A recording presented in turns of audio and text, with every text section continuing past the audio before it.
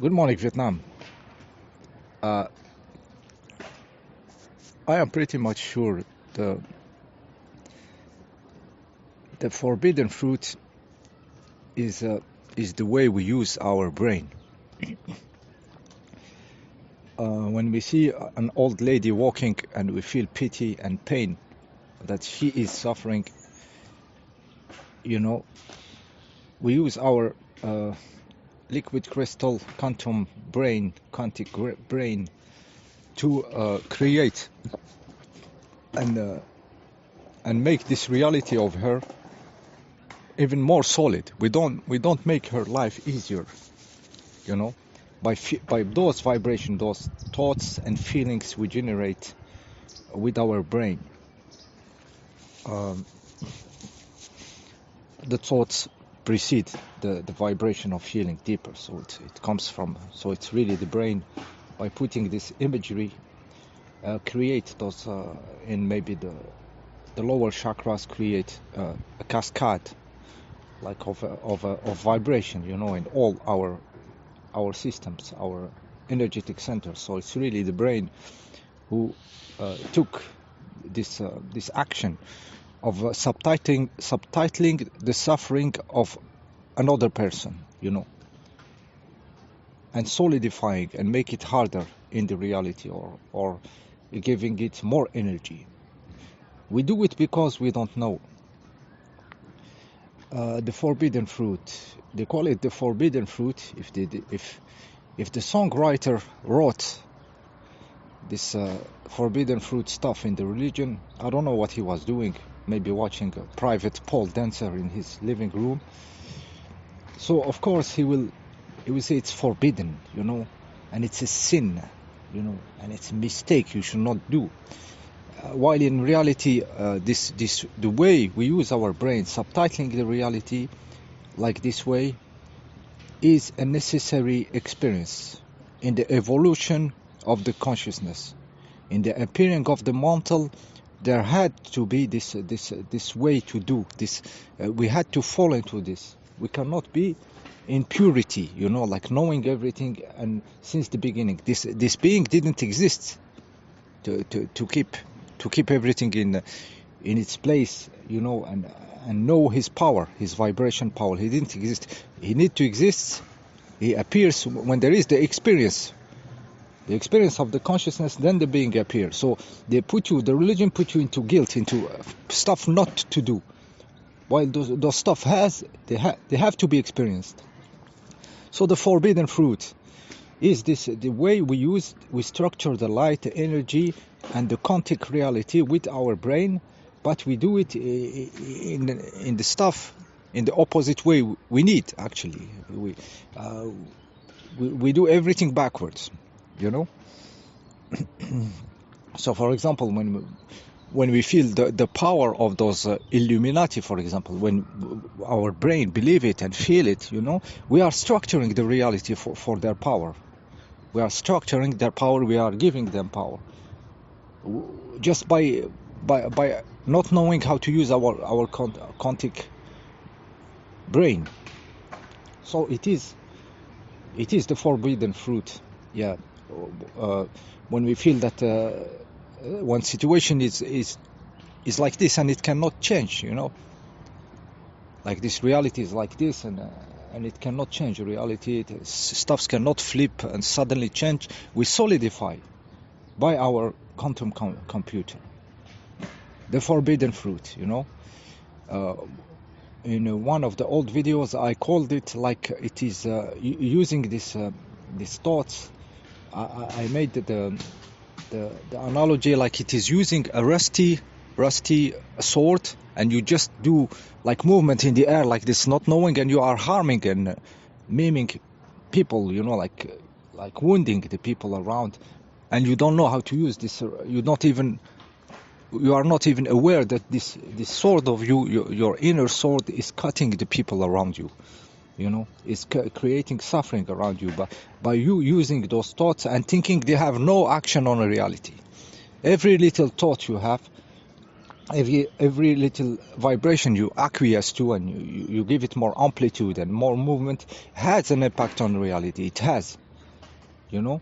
So I compared this to this rusty sword, which you move all around, and you hurt the people, you give them pain, and you should keep this rusty uh, sword in its scabbard, you know. Should put it back and keep it there and don't use it. So I use this analogy because we don't know how to use the sword. This is why I made it rusty in the picture. But in the power behind this rusty sword is our light. Is our light. We just structure it this way.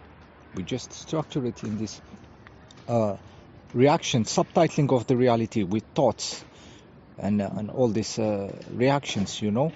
And law of attraction, we attract stuff that are already projected, already there from shitty reality. We try to attract them. So it's like this snake eating its own tail, you know. We are not projecting from the source. We are playing in the already projected stuff. So it doesn't go nowhere. It's a little bit of there is no real joy, you know. So what we should project is primarily a being, and not subtitling of reality, not subtitling the pain of others, and putting them into small box and solidifying the box around them, other people, by using this rusty swords of us. So this is the forbidden fruit. And like I said, it is necessary to have experienced this. It is necessary. Then you see the limit of it, and then you find a way to do differently with your liquid crystal, with your sword of light. In this time it became the sword of light, because it will be used only in its right way, you know, in its for the real stuffs. You use your power. So you must have a total belief in yourself, in your power. A total, I call it disbelief of this little stupidity of human stupidity. You know, little stuff. You just doesn't. You don't believe in them. Believe in the sense you don't give them power. You don't give them. It has to be very, very small for you. This human stupidity, this limitation. We have to put the energy in the side that we want to be, you know. For example, those Chinese people, we have a global view of them, you know, but there is very spiritual people in them, like these Falun Gong people and everything. It's people who against all the stuff, all this solid structure, all this large number of people all doing the same, thinking the same. They were creating a vibration of peace and light, till their government starting destroying them. And we have to feel those people, not the others, not the other big number of Chinese, and we get mesmerized by their vibration of the now, and we forgot about the good stuff. So we always see like the empty glass somehow, you know. So this is the forbidden fruit. So correcting the vibration is very, very important. Correcting your position. You have to be sovereign. Like, you have to be the king of your vibration, totally, you know. You don't have to be like snake eating its own tail, watching something manifesting and getting caught into subtitling it and reaction of it, emotional thoughts and everything, and make it more circulating and more free to move. This is the forbidden fruit, between brackets, not forbidden. It's necessary. It's necessary for the evolution to have lived, to have experienced this for the next level, for me to be able to see the limitation of it. It took me nowhere, you know. At certain moment you try, it's a dead end. There is nothing there, and then evolution go into another direction, another branch, you know, of being, and you discover it because you refined it. You went into the more obvious, the more easy, and then no, it's not good. You have to shift to higher level. It's more refined, more complex, between brackets, to do, you know. But you have to start small, you know. And this was small. Law of attraction was small, you know. Pity to other was small, you know. Those were vibration of digging the people more into their problems, you know, digging sick people, suffering people with the disease, digging more into her suffering, you know, by thinking we are doing well with this dirty food we create to ourselves, which feed the reality and keep it circling like this. So this is the forbidden fruit. So you have to master this light of you, this sword of light. You have to master it. And by mastering it, it's not by not doing nothing. This is the big mistake also of these songwriters and this spirituality written by him.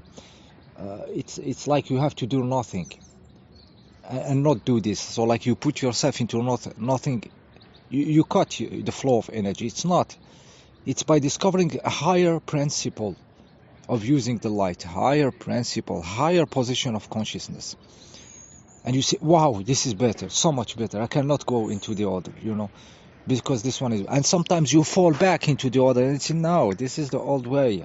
I don't stay here. The other up is better. And you get back up till one day it becomes your normality. The other one is gone. It's like you don't remember when you believed in Santa Claus anymore. It's so far in time. You just gone. This old version of you is not there. The forbidden fruit version is not there anymore. The rusty sword wounding all the people around blindly is not you anymore. It's not a version of you. It's far. It's gone. You don't even imagine doing it. It's gone. Yeah. So we discover another way to do higher levels. So the old ways, they become obsolete. They're outdated by something higher. This is how it works. It's not by just stopping. Forbidden fruit. Don't go there. Don't eat this. There is a snake there. There is shit there.